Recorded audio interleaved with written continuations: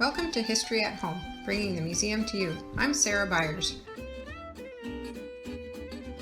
Most of the towns and villages in Niagara boasted a track at one time or another.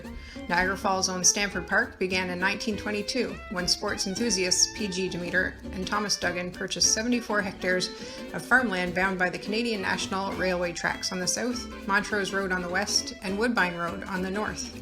At the time, the park was outside the city in Stamford Township. Stamford Park Racetrack opened with an 8-day event on October 13, 1923. The park boasted an 800-meter dirt oval racetrack with grandstand seating for 800 spectators and barns and stables for 260 horses. As the popularity of the track grew, so did the facilities. 2 years after opening, a second 1-mile track shared the space with the original half-mile track, and more barns and stables were constructed to house 360 horses. After World War II, the facilities were improved again, with barns and stables for 700 horses, parking for 5,000 cars, and a spur line from the CNR tracks for special trains, and a 3,000-seat covered grandstand with a restaurant. The post-war period also brought a new fad. Stock car races began to share the facilities with horse races. Spectators spent $1 for adults and 50 cents for children for a seat in the fully covered grandstand. The track gained a reputation as being the car killer, especially hard on cars with its rutted flat surface and dangerous board fences. Stamford Park was the first track in Canada to hold a NASCAR Grand National race on July 1, 1952.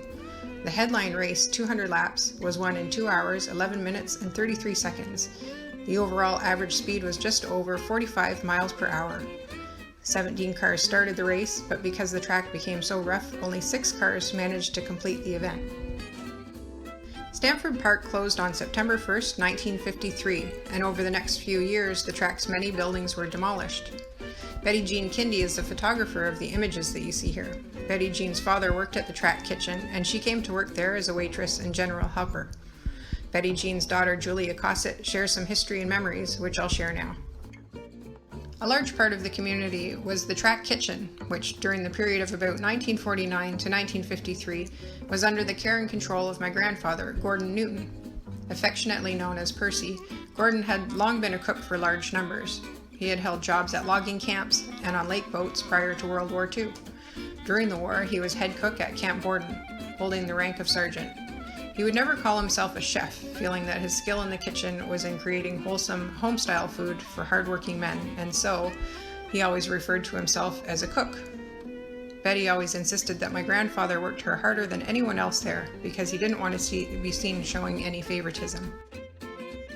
The track was where my mother began her lifelong obsession with horses. She adored them and set about taking pictures of as many of them as she could with her Kodak Brownie camera.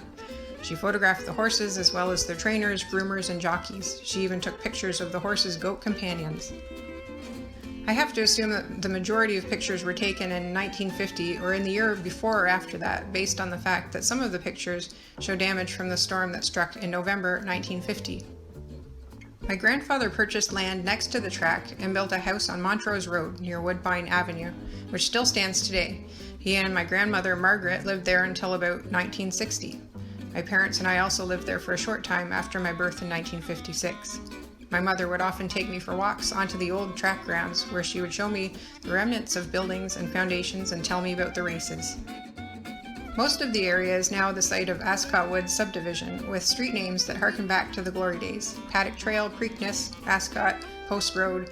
In fact, the area is still referred to as where the track was. Thank you for joining today's History at Home. I'm Sarah Byers, leaving you with a poem by Bill Galvin. The Ballad of Sheepherder Bill. The wind blew through the crevices of our tackroom walls that night. We were bedded down in a vacant stall, and the moon shone big and bright. The back stretch of old Stamford Park was quiet as a jail, except for the occasional rattle of an empty water pail. The mare had run her race that day, we'd bet our loot and won, and just returned from Niagara Falls where we had a little fun. Our bottle was almost empty, a spider did remain, which we consumed next morning to relieve a gnawing pain.